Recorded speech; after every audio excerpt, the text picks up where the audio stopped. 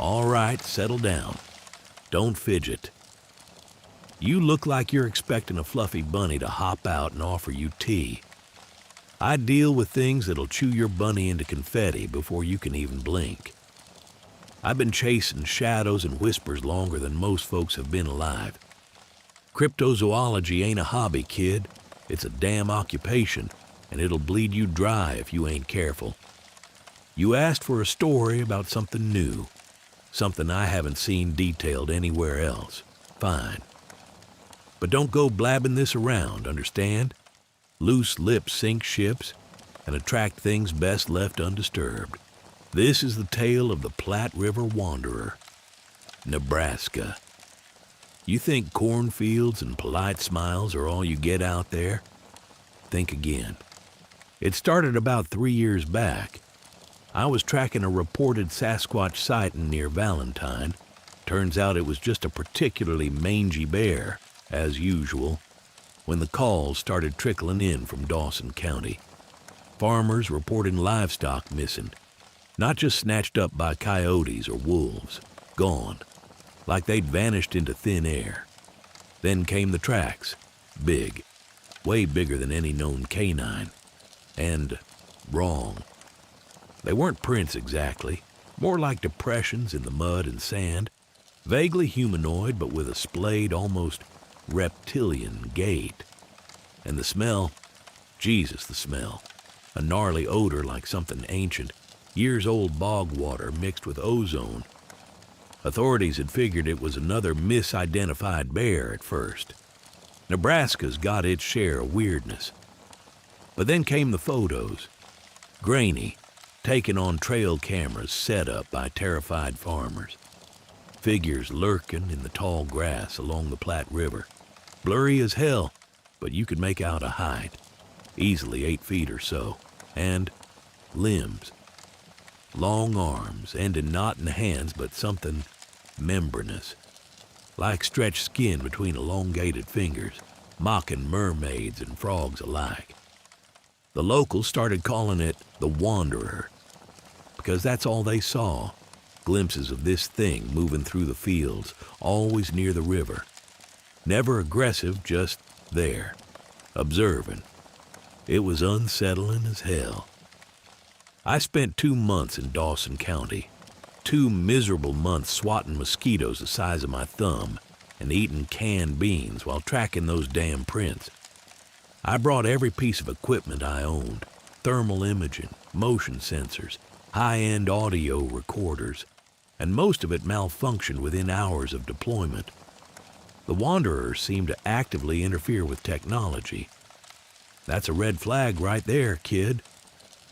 Most cryptids are just dumb animals, albeit unusual ones.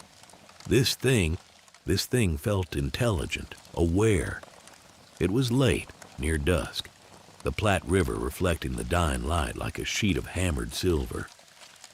I was perched on a rise overlooking a field of sunflowers, the air thick with that sickening odor. Then I saw it. There it was. Standing knee-deep in the river, its back to me. The thing wasn't bipedal exactly. It tried to stand upright, but its posture was awkward, almost reptilian. The skin, what I could see of it in the fading light, was a sickly gray-green, slick with moisture. And those limbs, they weren't just long, they were nearly obscene. Too flexible, too jointed, and the membrane stretched between them shimmered like oil on water. But it was the head that got me, or rather, what one would like to call a head. It wasn't completely absent. There was a suggestion of something cranial, but it was flattened, like someone had pressed a hand down on it and squashed it, and where eyes should have been were just 2 dark, recessed pits. No pupils, no whites, just blackness that seemed to absorb the light. It didn't react to my presence. It simply stood there, swaying slightly in the current, its membranous arms dangling like seaweed. I tried to photograph it with my infrared camera, but the screen just showed static. The air itself felt distorted around it. I stayed frozen for what felt like an eternity, a cold knot twisting in my gut. Then, slowly, deliberately, it turned its head, or rather, that flattened cranial mass, towards me. And I swear, kid, I felt something. Not a gaze, because there were no true eyes to gaze with, but a pressure, a probing sensation inside my mind, like being scanned by something cold and alien. Then it was gone. Just vanished into the river mist. Let's rewind a bit. After that first glimpse of it by the sunflowers, something shifted. The subtle background noise of the wilderness went quiet. Not literally, mind you. The crickets still chirped, the river still gurgled. But there was an absence underneath it all, a vacuum where the familiar sounds of nature should be. It felt like anticipation, like the whole landscape was holding its breath. I knew I needed to get back to civilization, to a place with some semblance of human activity, some noise that could drown out the unsettling quiet. Dawson County's not exactly one for a bustling metropolis, but Grand Island's got a diner at least, a greasy spoon and a cup of coffee. Those are comforts you appreciate when you're staring down something unnatural. The trouble started about halfway back. It was a late, moonless night. The Platte River snakes through that part of Nebraska, like a black ribbon under the stars.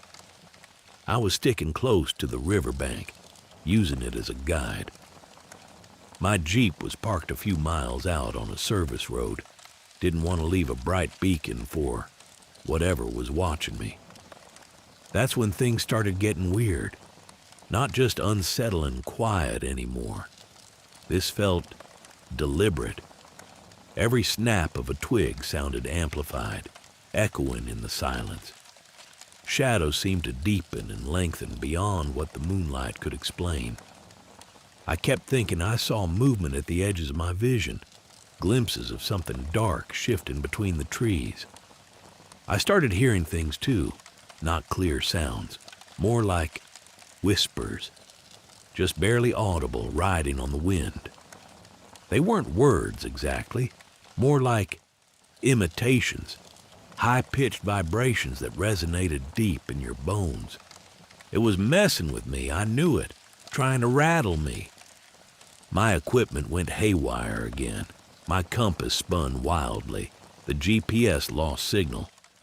Even my flashlight started flickering intermittently, just enough to disrupt the patterns and make you jump like a jackrabbit. Then came the feeling of being watched, a palpable pressure on the back of my neck, like eyes boring into me, even though I couldn't see anything. It wasn't a visual sensation, mind you. It was something deeper, something psychological, like it was probing my thoughts, assessing my fear. I started to pick up its scent again, that god-awful odor, but stronger this time, closer. And with it came an echo of the feeling I experienced when it turned toward me by the sunflowers, that invasive pressure in my mind. It felt possessive, like it was claiming territory, my territory.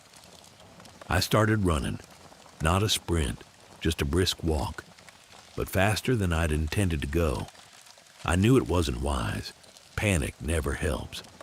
But the feeling of being hunted, that cold certainty that something was tracking me, it spurred me on. That's when I realized it hadn't been stalking me initially. Not in the traditional sense. My presence had just triggered something within it, drawn it out. Now, though, it was playing a game. And I was the prey.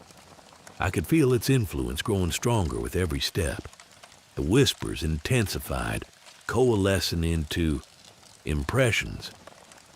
Images flashed across my mind, fragmented scenes of ancient landscapes, swirling mists, and something vast and unknowable lurking beneath the surface of the water. They weren't memories. They were transmissions. I stumbled through the undergrowth, branches tearing at my clothes. The feeling of being watched became almost unbearable.